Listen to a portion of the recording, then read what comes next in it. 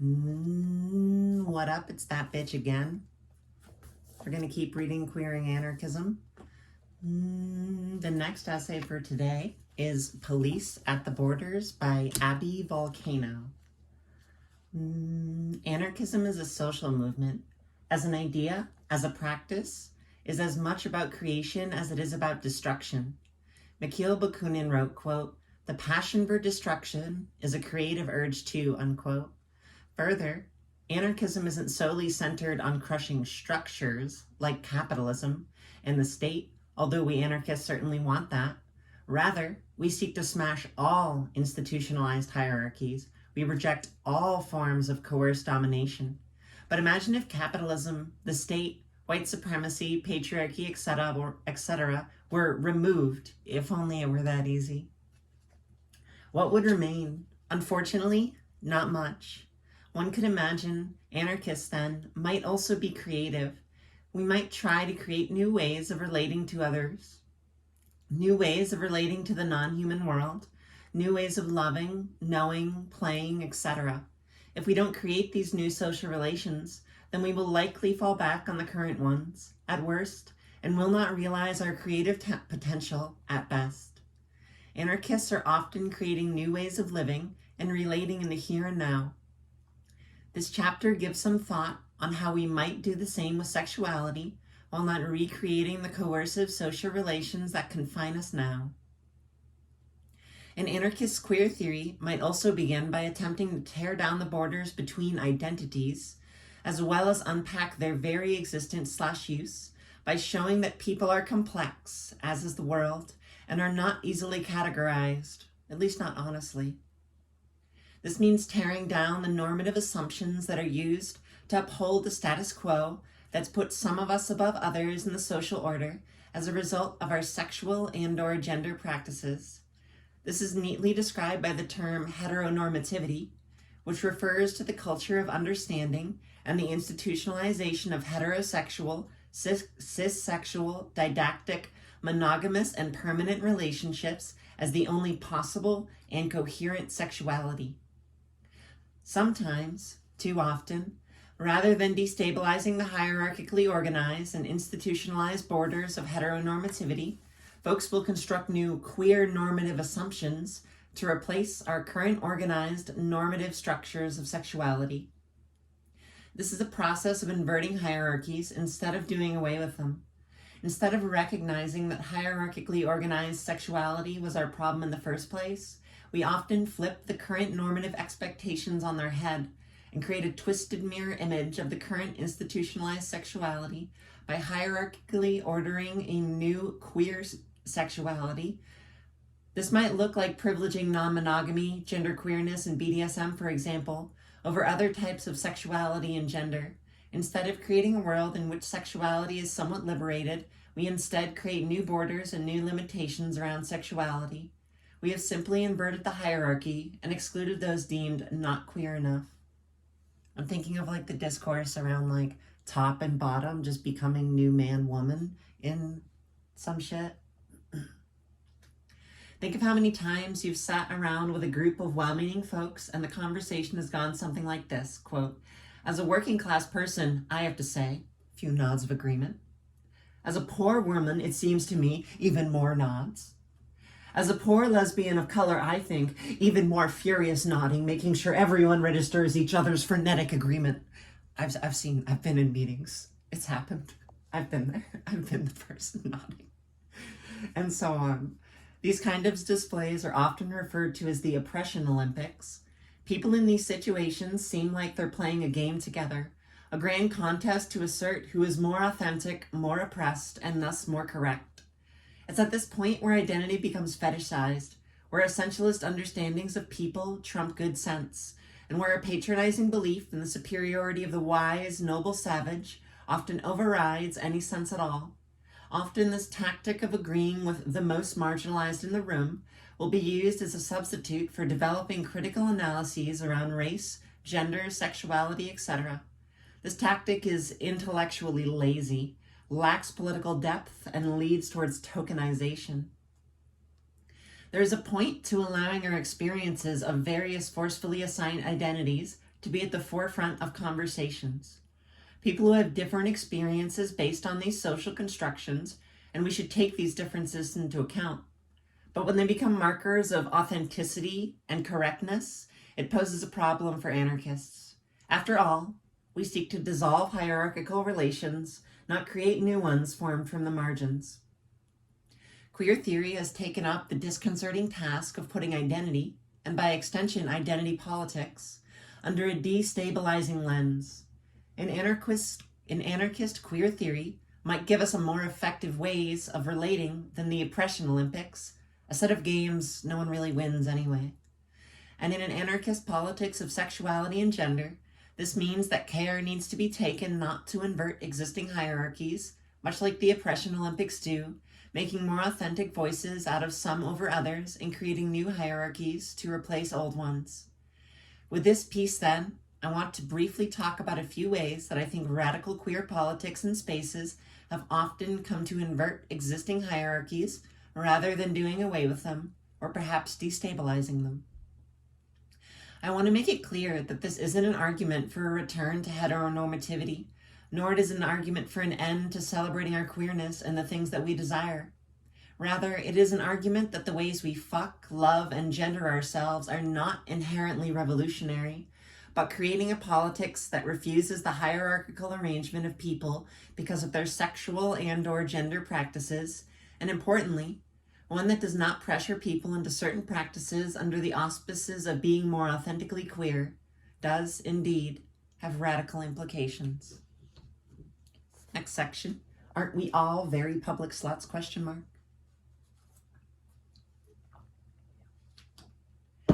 In the next 3 sections, I'm going to outline a few practices within some radical queer circles that I would like to critique and that I think we can learn from.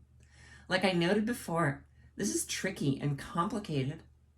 While most queer radicals I know or know of are working on dismantling structures that reproduce normative assumptions about sexual identities or expected behaviors, sometimes in our struggles we can inadvertently reinscribe these norms and then organize underneath them unknowingly. For instance, promiscuity and public sex are for the most part frowned upon in the United States. Sexuality is to be experienced in private monogamous relationships. Public displays of affection are okay in the United States as long as they are heterosexual and PG-13. There is some similarly gendered/sexed love in there, and bring the rating up to R and you might get the cops called on you. Or in the very least, receive a lot of scorn and tisk-tisks, and often a beating to go with it. There are examples of private nightclubs getting raided and folks getting arrested for risky sexual activity. We have laws in the United States, though they differ throughout the states, against sodomy, BDSM, and other forms of non-normative sexual activity. Folks who have desires that have been either literally outlawed and/or disapproved of culturally, not always an offense with less consequences, find themselves in a position of transgressing sexual norms when they practice their sexual desires, whether they enjoy challenging those norms or not. Challenging our own desires is an important step in trying to shed the institutionalized, directed, compulsory, organized, and controlled sexualities that have been made available to and constituted us. However, one can challenge institutionalized sexual categories and available expressions without necessarily having to swing the pendulum to the opposite side with their own sexual practices or with their own expectations for others' sexual practices. For instance, just because promiscuity is a non-normative sexual desire/practice doesn't mean that to be in the act of challenging such norms that one must participate in promiscuity per se. For instance, I can reject and struggle against the sexual/gender status quo without the need to physically embody or practice certain non-normative sexualities. Sexual acts themselves or lack thereof are not what we are challenging as queer radicals. We're struggling against sexualities and sexual acts being categorized and ordered into hierarchical systems that privilege certain practices or desires over others. I like missionary. Missionary's fine. I enjoy it. On occasion, I have seen the tendency for radical queers to assume that most or all radical queers have some particular non-normative sexual practice or desire, For example, assuming that radical queers are generally promiscuous, non-monogamous, enjoy making out with whomever just for the fun of it, or into BDSM or other non-vanilla sex, etc. Having witnessed this fairly often, I don't believe that folks intend to make these assumptions. What's peculiar about normative assumptions around sexuality and gender is their ability to be invisible. This is why we also need to struggle at the conceptual level. We need to not only smash the seemingly automatic jump to create and maintain status quos, but we also need to replace the notion of status quo with something else. Perhaps an awareness of the very non-necessity of status quos governing consensual sexual practices, and in a very conscious understanding of the damage and limitations that these kinds of understandings can create and maintain. I'm personally a rather shy and private person, and at times I have felt pressured to be promiscuous and experiment with non-normative sexual play, often by friends of mine. At times, folks will assume that of course I want to make out with my radical queer friends, of course I want to go to the play party, and of course I wouldn't have an exclusive relationship with only one other person. These assumptions can be cleared up rather easily with an honest conversation. However, the expectation to live up to these queer norms is extremely problematic for a struggle that started off as challenging the very existence of those kinds of assumptions and limitations in the first place. I want to feel for this person, but I feel like I am I can tell they're monogamous, and I'm like, I am all the things you're describing. I am the kinky, polyamorous, crazy person. These are oftentimes easy and expected mistakes to make while we struggle. It seems so ingrained in us to conceive of the correct line or correct path that it's hard to deviate from that if we're not paying very close attention and employing a great deal of self and collective reflexivity. The essentialist and egregious dynamic of the oppression Olympics actually seems to require a correct line as it attempts to quantify, isolate, and hierarchically order different forms and experiences of multiple and overlapping oppressions. It's important to make sure that while we struggle, we do our best not to recreate what we are struggling against. Inverted hierarchies are no better than the original hierarchies, although perhaps they seem a bit more fun. It's understandable that a common reaction to expected social norms is to find potential value and liberation in doing the opposite. We've all reacted that way to a degree, to systems of hierarchy at some point in our lives, but understanding that this type of reaction is exactly that, a reaction, is important. Instead of reacting by doing the opposite, we need ways to move forward that don't resemble our original chains, even if they are fastened backwards. A systemic vision of the way sexuality, sex, and gender are hierarchically ordered and organized and limited is more fruitful than a reaction that is typified by doing the opposite of whatever feels constraining. For those interested, Nietzsche wrote extensively on the subject, which he termed res-sentiment. Not resentment, but res-sentiment. Not only are we still setting limits and creating new hierarchical sexual expectations when we define a liberated sexuality as one that is directly opposite to the currently socially acceptable and viable sexuality, but we are also continuing to define this liberated sexuality by that which caged us in the first place. If the opposite is liberating, then we are still being defined and limited by the original form, since its opposite is defined by itself. A large part of the Radical Queer Project is rooted in the struggle against the creation and maintenance of the normal that is used to discipline all of us and our desires.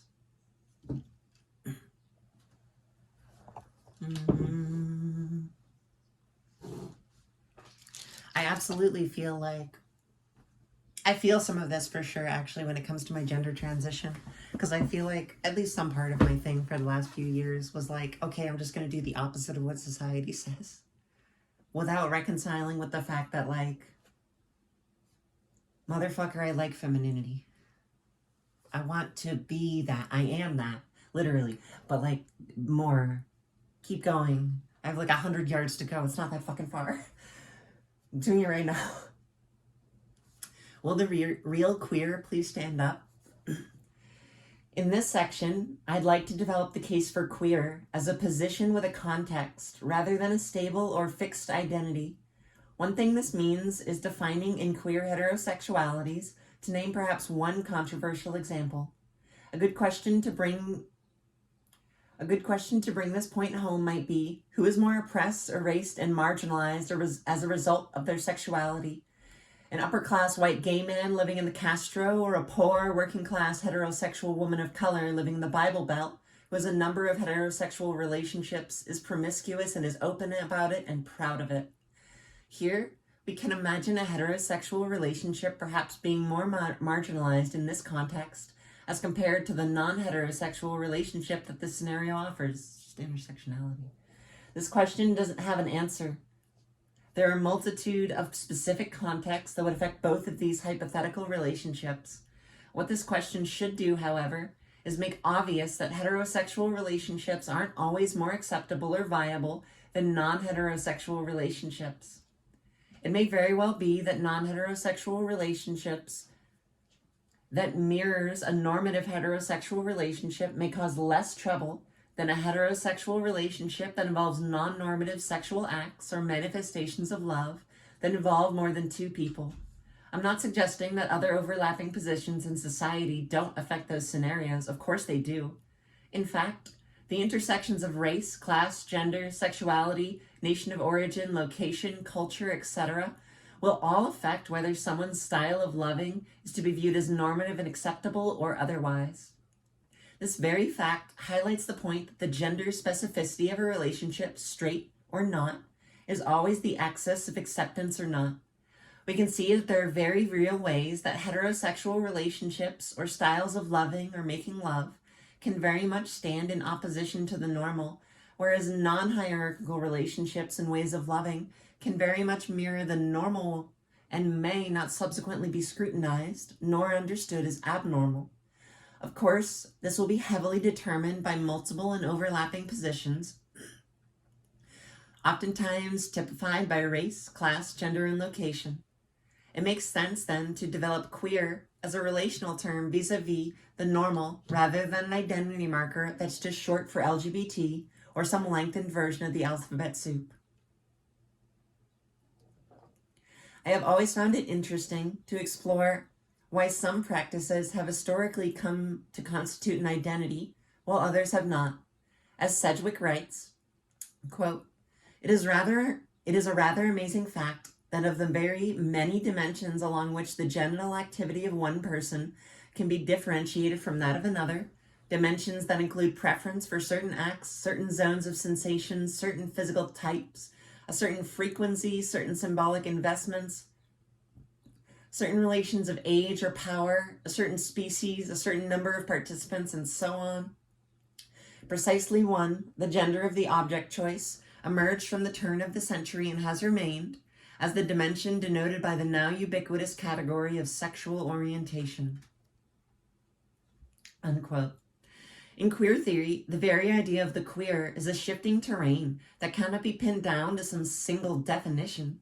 Rather, queer can be understood as what is at odds with the normal or legitimate.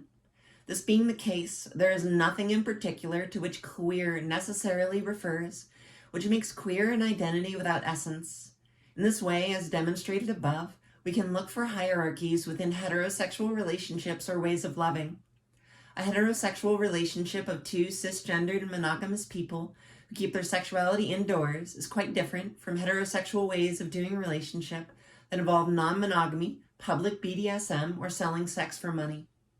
I did a small survey at Syracuse University in the fall of 2010 and found that the overwhelming majority of students interviewed believed it was fine that children were raised by two people of the same sex if they were in one monogamous relationship. However, at the same time, they also believe that children have no place in the home of someone who is heterosexual and has more than one relationship or is involved in a relationship that consists of more than two people. In this case, the genders within a relationship weren't a factor for judging the acceptable environments for children to be raised in, but the type of relationship was a factor. Same-sex relationships were fine, as well as heterosexual relationships, but only if they were otherwise normative. Both same-sex or heterosexual relationships that were non-normative, in this case involving either more than one partner or more than one relationship, were not deemed appropriate for raising children. Obviously, with this scenario, we can see how non-gender specific ways of loving were the problem for those interviewed and not the gender involved.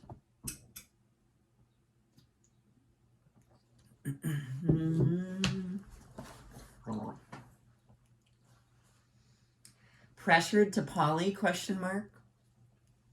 I'd like to focus on this section with some personal experiences I've had in which queer, in part, has become synonymous with non-monogamous. I've not seen that. I've seen people get pressured to be sexually active in queer communities in ways we'd immediately label as coercive outside of them.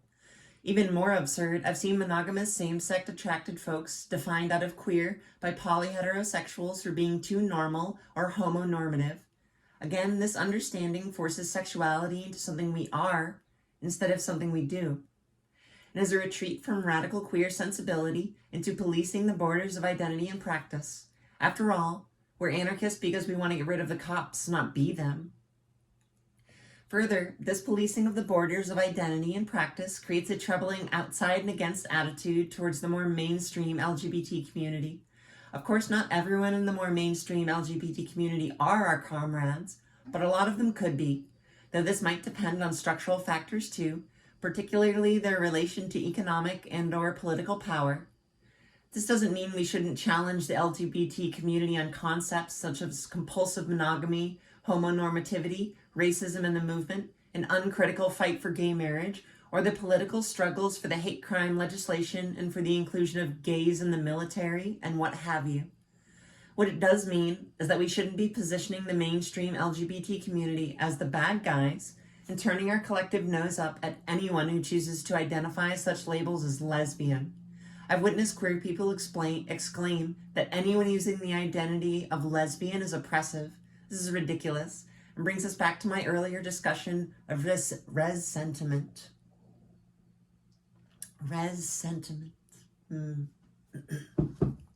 Towards a queerer conclusion. Queer, by definition, is an ongoing and never-ending process, so this piece certainly isn't intended to be the last word on queer thought or practice. Also, while I'm at it, I shouldn't mention that I'm not trying to suggest that we shouldn't be public sluts, polyamorous, etc. In fact, I enjoy those things at times. Me too. And for all of us, especially those of us who spend a good deal of time in a comfortable circle of queer friends, we need to remember that the dominant society still pressures us not to be publicly queer and to fit into a heterosexual, monogamous, and cisgender standard that is stultifying, confining, and, well, boring. As we build movements, an insular subcultural inwardness is anathema to creating broad-based movements, which are necessary if we're ever going to topple capitalism, the state, and other related evils. This will require ever queerer conclusions, as is a process that likely has no definitive end. I don't want to be a dick, but that person has like so much salt. They've definitely had people be like an asshole to them. I can understand wanting to be like, stop being a dick to me because I'm monogamous. But also I've had to deal with so much shit from like my immediate family and people I meet about being poly or fucking queer that I'm like, that must be hard. Which I feel like they would critique as me doing the Oppression Olympics thing. I'm like, you're not oppressed enough to complain to me about queer people shoving you off because you're monogamous or something. Maybe I just wanted more validation. But I can understand where they're coming from, and I do think they're right. That, like, we shouldn't be dicks to someone because they are more normative, right? Like, normativity is not in itself categorically evil. Being monogamous is not a crime. Legally, it's not a crime. Or morally. But, like, I get why people respond to monogamous and normative people that way, when it feels like we suffer so much for non-normativity that anyone displaying normativity is like, why are you on their side? But that's not how it works. A lot of aspects of normativity are just things people like and want to be. Like, me making my voice more traditionally feminine is not me like sucking the dick of patriarchy or something. I want my voice to sound like the voice I have in my head, you know? I want to feel like when I hear myself talking in the camera that like I'm hearing myself and I'm not just having to minorly dissociate every time I listen back to my own recordings. So I like get it on one level, but I am also kind of exasperated on a different level. I like how this contrasts some other queer essays, though. I think it was good to include it. And I do feel like we definitely shouldn't, like, someone is not de facto right because they are oppressed. You should listen to their experiences about oppression that they've had personally, but like getting the shit kicked out of you by cops does not grant some like supernatural critical analysis of society and policing. Like, you gotta hear their story because they're fucking in it, but like to assume that suffering de facto grants institutionalized knowledge or like a broad systemic understanding is not true. It often leads people to that, but it is not a substitute for the longer processes of learning, right? I think there's a lot in that essay that's worth like thinking about and carrying into our spaces for sure. Anyway, I'm gonna go be a slut in public, so have a great day.